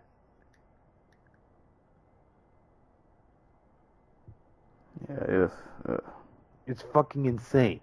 Yeah, I don't get how he even gets allowed to like ref a fight again. Like that was like, I don't get uncomfortable watching fights. I don't. But like, this is Joe Warren getting beat on, eating like 50 unanswered strikes from Pat Curran. Yeah, by Pat Curran. Yeah, or it was like that. Or the last like 3 rounds of the Mark Hunt Stipe Miocic fight, where we're all just begging them to stop throwing, to stop the fight. Or even worse, was that Mayquel Falcao? Was that him? Yeah. Yeah. Like, yeah. There's like that line between a dominant performance and it's like, oh, and then there's another line where it's like, oh, this guy's really like, we're talking life and death almost. Like, yeah. Literally, Glenn probably just took like 4 years off his man's career with that beating. Like security had to guide Glenn's fiance out of the crowd, and she passed press road, and this is how I know this. And she was crying uncontrollably, begging for the fight to be stopped in the third round. They literally had to bring her out of the audience. It was that bad. Yeah, it was. Yeah, ugly. It just sucks because Glenn had a really good performance. You don't want it to get Glenn had a really good overshadowed. performance that should have ended in a TKO win for him. Yeah. That's crazy. Glenn's only 28. For some reason, he strikes me as somebody who's just a lot older. He's been fighting pro since he was like 16 years old. Right. Yeah. Like this dude has some has some mileage on him. But great performance from Glenn. Just a really tough fighter. And at Alpha Male, they're building some they're building some good things over there out in Alpha Male. So yeah. Shout out to that camp, man. They're definitely. Glenn is like specifically built to break guys on the rise. Like, yeah, he fights at a consistent pace. He's big. He's tough as shit. He hits pretty damn hard. Like, is he he's the guy who broke Georgie Karakhanyan's ribs, right? Yep. Yeah. So like, so. This is not a man to be trifled with. Yeah. Yeah. If he's in front of you, no matter if you might be athletically superior, technically superior, he's never gonna leave your face. You have to put him out. Yeah.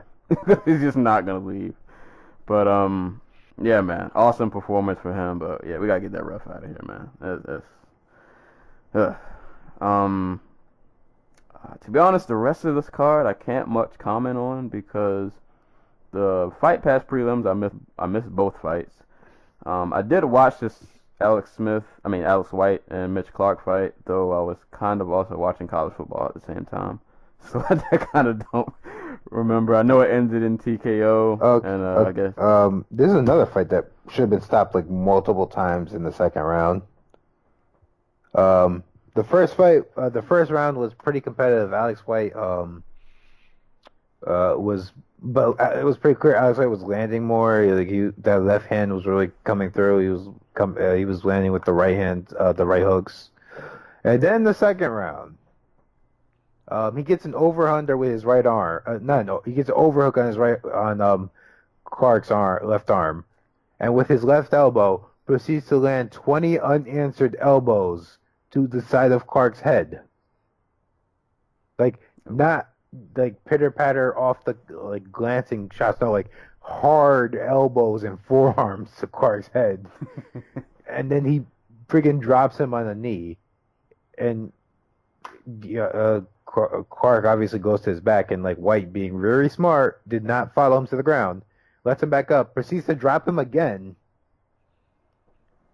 The ref lets the fight continue, and then White drops him one more time before falling in for the kill. Yeah, no, it was a prolonged ass beating, and then Clark retires at the end of it. Like if you see the post-fight interview, you can see Clark, and he's like kind of squinting, and it's because his eyes are closing. With like, God. Yeah. No, it was not a good night for Mitch Clark. Yeah, so shout out to Alex White. Yeah, these last two I can't really comment on, but Arjan Bull. Oh, okay, hold on. Arjan Buller. And Luis Enrique Barboza de Oliveira. Buller won by decision. And Kajan Johnson. Cajun. KO'd.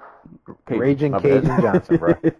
Cajun Johnson KO'd Adriano Martins, and a KO that I saw the replay of and didn't quite understand what happened. I kind of saw Adriano rush in. I saw some punches being thrown. I didn't even know what landed, and then I just saw Martin's face plant. But I guess he got clipped behind the ear. One of those like phantom KOs where you just you catch the clip behind the ear and you just that's kind of all she wrote. Yeah, that was a big win for Johnson. Like I didn't expect that.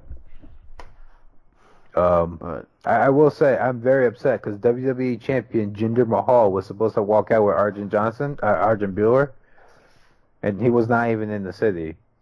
So you're on my list, Jinder Mahal. How are you not in the city? Like I don't know. He was supposed to be there. Like, I don't know if like his flight. Like I know he was in Florida earlier in the week, but I had heard he got out and was in Vegas. I think Ariel tweeted that out. I saw somebody tweet out where he was in Vegas. He's supposedly in Vegas right now. I don't know why he didn't show up, but that's part of the reason I made an effort to go watch the Fight Pass card. I wanted to see them walk. I wanted to see the ridiculousness that is Jinder Mahal walking out with Arjan Buller. If you've ever seen Jinder Mahal, he is juiced to the gills. What's it? How you spell it? Jinder. So it's like Hinder with a J, and Mahal, M-A-H. I'll type in his name. Jinder Mahal steroids. Yeah. No, look at him. Okay, hold on. Let's go to images. All right, let's see what we got. Oh, yeah, he is shredded. And there's a before and after picture of him when he first started off with the WWE, and then there was one later, and it's just like, yeah, no, dude, you're not even trying to hide it. Yeah, this is it's a big man. It's a shredded gentleman. And I don't know if you've ever seen a picture of Arjan Buller, but he does not look like that. He is a very pudgy short man. So So I'm really sadly missed out on the contrast. Like people who had no idea who Bueller was, just like or Mahal for that matter, just look up and they see like this big jack dude walking down the ring, walking down the cage, and they think it's Arjun Bull, and then nope, it's a short bald dude. But oh man, yeah, I do shredded. Yeah. But yeah, man, this card was overall, man, it's a really good card. Yeah, it's really fun. This is a really dope pay-per-view. Yeah, like literally from top to bottom. I mean, yeah, I get it. People are gonna feel how they feel about the main event. Yeah, whatever. But top to bottom, man, you got a mix of everything. You got some really good finishes. You got to see prospects. You got to see vets do their thing. A lot of questions got answered. A lot of people stepped up to the occasion and shine when the spotlight was on them. Yeah, there's a lot to pull from this card. So, yeah, I would give this a pretty much like an A. I was thoroughly pleased with what I saw. I took away a lot of my sleep, but hey, that's the price we pay. Love of the sport. You got to stay up late and watch people get beat up. So, but yeah, man, UFC 215. Awesome card. I guess before, real quick, we get to closing, the next card, Luke Rockhold and Dave Branch, which for whatever reason is the same night as Canelo versus Triple G. So I know what I'm watching. You're right. So, but real quick, just to gloss over this card, a few interesting matchups. I mean, obviously main event, Rockhold and David Branch. We also got Thiago Alves and Mike Perry. Christoph Jocko and Uriah Hall. Kamaru Usman and Sergio Moraes. Yep. Also there's a few interesting matchups on this card. So I'm guessing Triple G and Canelo probably won't start until 10 o'clock. It'll probably start closer to midnight. Yeah, so I guess I'll be watching these both probably around like the same time. I'll probably do my dual screen thing, but once the Canelo fight starts, I'm cutting. I love the UFC, but yeah, you guys are going off. Yeah, no. Yeah, Canelo and Triple G is getting my full attention. So hopefully this UFC card ends in a lot of knockouts and they can just get through it. Yeah, because once Canelo starts, that's the money. Yeah, that's the money. But really quick, before we cut off again, I know you didn't see it because we talked about it, but like the homie Siraseket Sor Rungvisai knocked out Roman Gonzalez last night, and I've been struggling to think of an MMA parallel. Like the closest I'm getting is like Chris Weidman knocking out Anderson Silva, or if you're a kickboxing fan, Andy Risty knocking out Joe Petrosian. Yeah. Like, man, that night was crazy. Yeah, I was there live. Tell me about it. Dude, he beat Petrosian and Rosemont. Yeah, in the same night.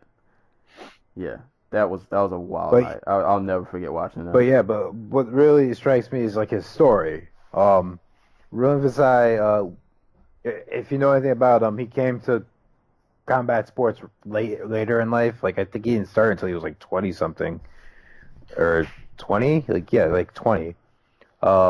Which if you know, like I think he started Muay Thai around the same time Roman Gonzalez started boxing professionally. So that tells you a lot about like his journey. So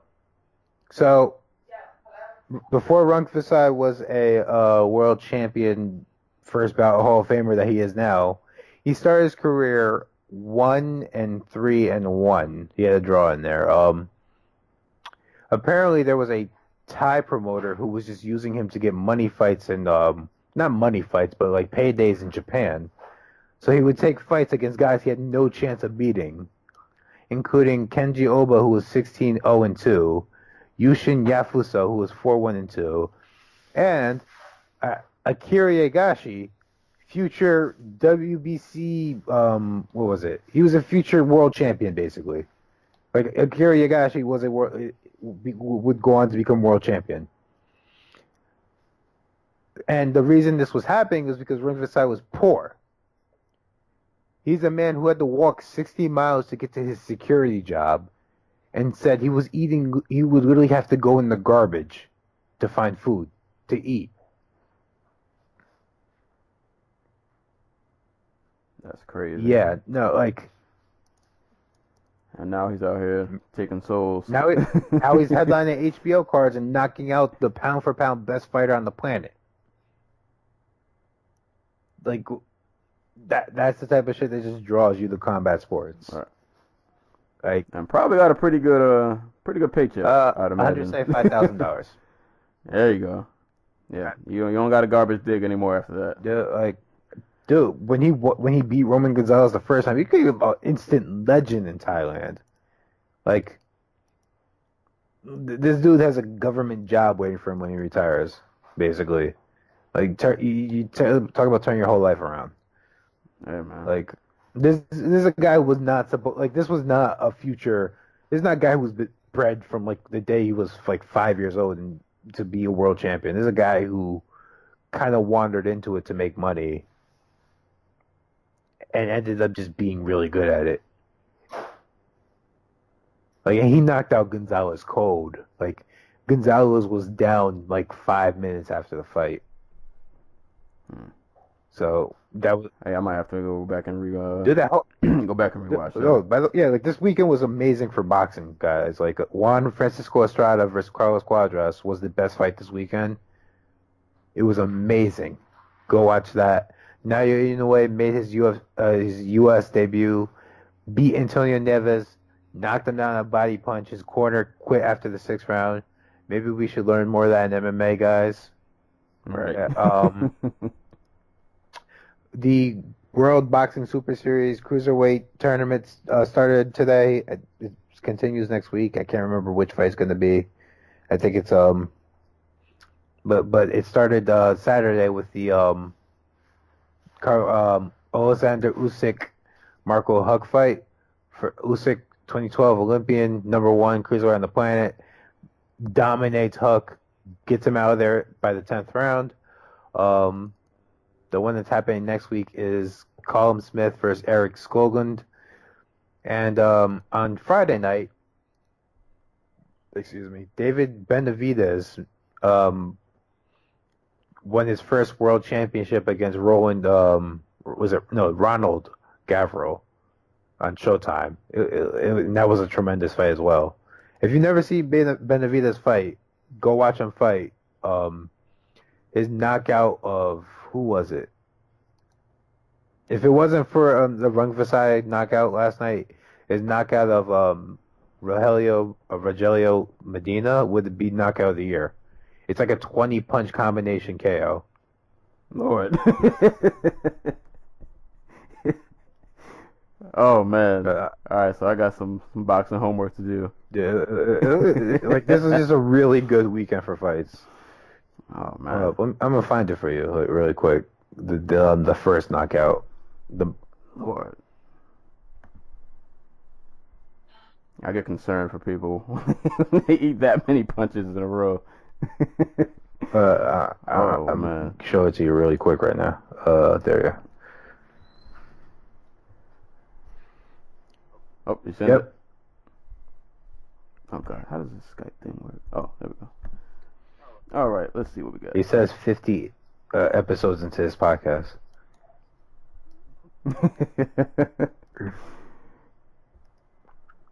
Oh, come on, Microsoft Edge. Where's it taking me? What? No, you're going to show me this video. I'm going to see my KO. You guys are not going to take this from me. Okay. Alright. Come on. Come on. My internet hates me. Okay, alright, we're getting there. We're getting there. The little circle spinning. I don't get why this opened up in Microsoft Edge and not in Firefox. Because Windows 10 is bullshit. My God, is it? Okay, well, let me cut the volume off. Okay, oh, body shot, right hook. Oh. Okay, oh. What?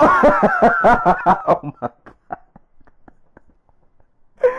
Oh my. Okay, hold on. I gotta run this back. Hold on. What? Oh my God. All right, so just to paint a picture, let me let me run this back. So we got a body shot, we got 2 body shots, and he throws this really quick flurry. Oh my God. Yeah. Like the last like 8 shots was just like they just sat in the pocket, and he didn't move his head. Like he just sat there, and he just his head turned with every punch, and he just oh man, that was bad. I don't even understand why he was still standing. Like he ate so many punches, and his head just keeps going from left to right, left to right. Oh, that was vicious. That was vicious. And then the ref pats him on the head after he gets knocked out. Oh boy. On that note, parting shots and shout outs before we close out for the day. I got 2 quick shout outs real quick. So number 1 shout out for anybody who even pays attention to tennis. I happen to like tennis. I don't watch it as much as I used to, but I keep a little eye here and there on what's going on. So shout outs to Sloane Stephens, who won the U.S. Open this weekend, beating what was her opponent's name? I don't want to get it wrong. Something Keys? Madison Keys, I think. Yeah. I want to say Madison Keys. And just to shout outs to Sloane for winning, because just first line of this article, Sloane Stephens was ranked very low, to say the least. She jumped over 900 spots in the world rankings within a month and went on to win the Grand Slam. Went on to win like a $3 million check, somewhere around that. Had the most priceless facial expression when she looked at the check. So shout outs to her. Shout outs to an American for actually winning in tennis. With the last name Nick Williams. Right. Not the last name Williams. So shout outs to her, man. I think this is the first time since like 2002 since the finals in the U.S. Open has been 2 Americans. So shout outs to everybody who made like the semifinals and quarterfinals. I think it was all Americans. So shout outs to us for actually doing good in tennis. Well, I feel like the women hold it down. I don't know what the men are doing in American tennis. I don't know what we're doing, but the women are out there holding it down. So yeah, shout outs to Sloane Stephens for winning the U.S. Open. And shout out to my homie Scott Noble. I should have done this as a shout out like 2 weeks ago, but my homie Scott Noble won his second pro MMA fight. Oh, sorry, this is his second pro MMA fight. He's 1-1, so he got his first win. He fought at an event called American Fight League. This is out in Norfolk, Virginia, and he won a decision against a gentleman named Kedrick Harris. The fight is actually on American Fight League has a Facebook page, and they actually did post all of their fights on the Facebook page, so you can watch the fight. And just to put in perspective, according to Tapology, my homie Noble was only predicted by 26% to win his fight to a 74 for Harris, and he went out and won a decision. So yeah, shout outs to my man Scott Noble out there, personal training, doing MMA, doing Muay Thai, doing everything, just out there being he's an awesome guy, man. So shout outs to him for getting his win some weeks ago that I'm late announcing, but shout outs to Scott Noble, man. That's pretty much all I got for shout outs. Shout outs to Kamaru Usman, I guess. I think he's a future title contender, and he's going to be fighting next week, so shouts to him. I look forward to watching his fight. Hopefully it's on before the Golovkin Canelo fight, because I'm not missing anything for that. And if I'm right, shouts to all the Olympians who are going to be fighting on that card, I guess. Like Marlon Esparza, 2012 Olympic bronze medalist. Nicola Adams, 2012 and 2016 gold medalist. I want to say, did Sergio win an Olympic gold medal? I want to say he did. But like there's like 2 or 3 other guys on that card who were Olympians. So like shouts to all of them. Like it's going to be a good card, basically top to bottom. So shouts to them. Yeah, next week's gonna be awesome. Yeah. Like Saturday night, whatever you're doing, cancel whatever plans you got. You gotta watch. We gotta watch this. Like this is gonna be a really coming off that Mayweather, Conor shenanigans, whatever that was that we watched. We're about to get treated to the real deal. Yeah. So. Oh, and shouts to all the people going through it right now with the hurricane in Florida and the Caribbean. All the people in Barbuda who are literally about to go through a second hurricane. Oh man.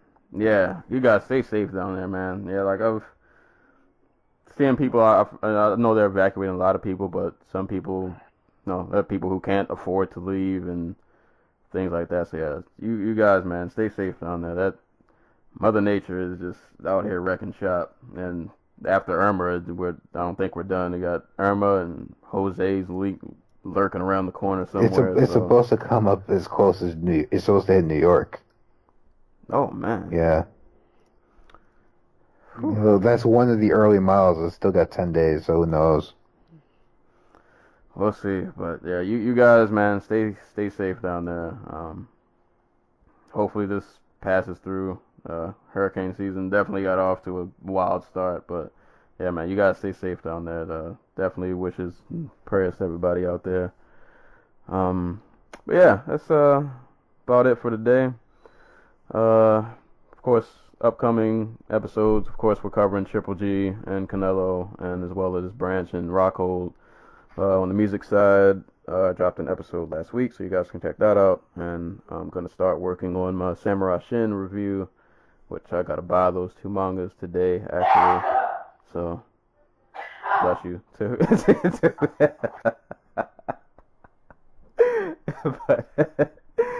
Oh man, but yeah, Samurai Shin, that'll be my next music/manga review. So it might take me a little bit, so forgive me if it takes a while to drop the next episode. But I gotta read 2 mangas and listen to like 2 EPs. So a lot to ingest, but I'm looking forward to it. Should be a fun project to review. Hopefully I get to talk about it. I'm buying into the hype with it. I kind of want to see it, so if I get around to seeing that, I'll probably do an episode on that too. But we're just short of 2 hours, so I'm gonna be quiet, enjoy the rest of my day, go to my pop's house with a new TV, watch some football, eat good food, all that good stuff. But as always, we're on YouTube, SoundCloud, Google Play. Like the Dojo Talk Facebook page on Facebook. If you haven't already, follow me on Twitter @SerialSensei. We are coming up on episode 50. I'm pondering doing a giveaway of some sort. Don't hold me to that. It's just a thought. But I'm pondering it since we're coming up on episode 50. So that might be a thing. I don't know what I would give away, but we'll see. But as always, anytime people are being punched and or kicked in the face, we will be here to talk about it. And hopefully we catch you guys soon. Peace.